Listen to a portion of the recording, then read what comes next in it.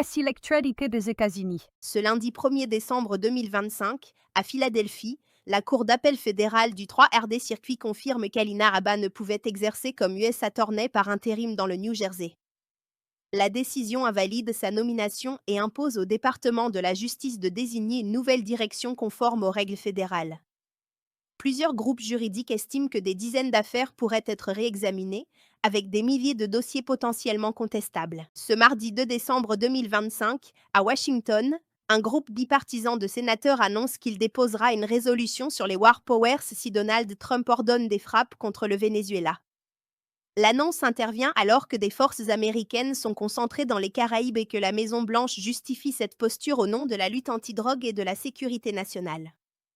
Les parlementaires évoquent le coût potentiellement massif d'une campagne militaire prolongée dans la région. Ce mardi 2 décembre 2025, au Pentagone, le secrétaire à la Défense Pete Hegseth défend un second tir de la marine contre un bateau de trafiquants. Il explique la décision par le brouillard de la guerre, tandis que plusieurs ONG contestent les conditions de l'opération. En parallèle, l'administration Trump déclare l'espace aérien vénézuélien fermé et renforce sa présence militaire dans la région, suscitant des inquiétudes parmi les alliés américains et au Congrès. Ce mardi 2 décembre 2025, à Washington, un homme accusé d'avoir tiré sur 2 soldats de la garde nationale près de la Maison-Blanche plaide non coupable lors de sa première comparution. L'audience se déroule depuis un lit d'hôpital alors que le FBI poursuit son enquête sur les motivations du suspect.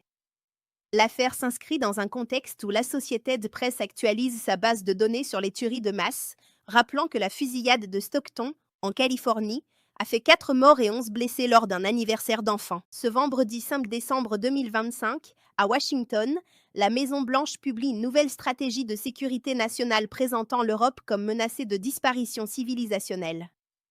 Le texte réaffirme une doctrine Monroe recentrée sur l'hémisphère occidental et promet un soutien aux partis qualifiés de patriotes en Europe.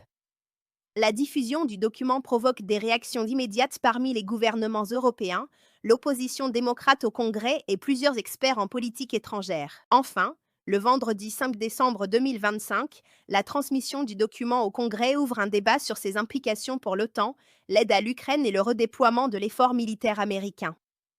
Les parlementaires examinent désormais les modalités de mise en œuvre, dans un climat de division interne au Parti républicain et de préoccupation exprimée par plusieurs alliés. Ce vendredi 5 décembre 2025, à Washington, la Cour d'appel fédérale du district de Columbia juge que Donald Trump pouvait limoger des membres démocrates du National Labor Relations Board et du Merit System Protection Board.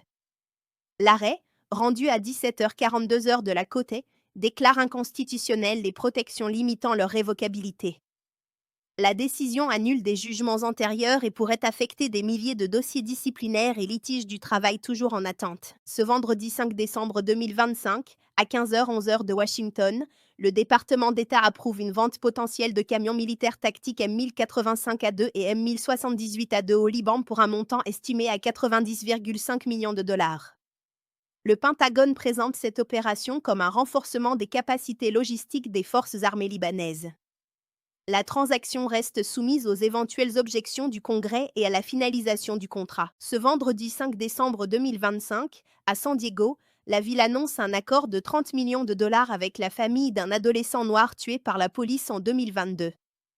L'adolescent était non armé lors de l'intervention et la vidéo de la scène avait suscité une forte mobilisation locale.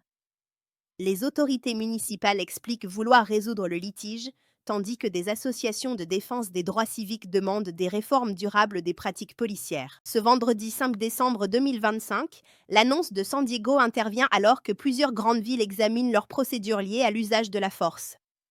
Les suites judiciaires éventuelles contre les policiers concernés restent encore incertaines. Le 6 décembre 2025, à Washington, une cour fédérale a temporairement bloqué l'usage de certaines preuves dans une affaire examinée ces derniers jours et présentée comme liée à l'ancien directeur du FBI James Comey.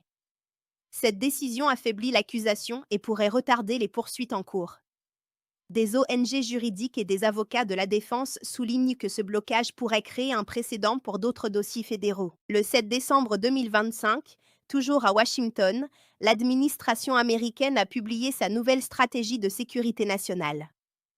Le document prévoit une réduction de l'engagement direct des États-Unis en Europe et demande, en parallèle, que les Alliés assument d'ici 2027 la majorité des capacités conventionnelles de l'OTAN. Enfin, ce repositionnement stratégique suscite des interrogations parmi plusieurs partenaires sur la pérennité des engagements transatlantiques.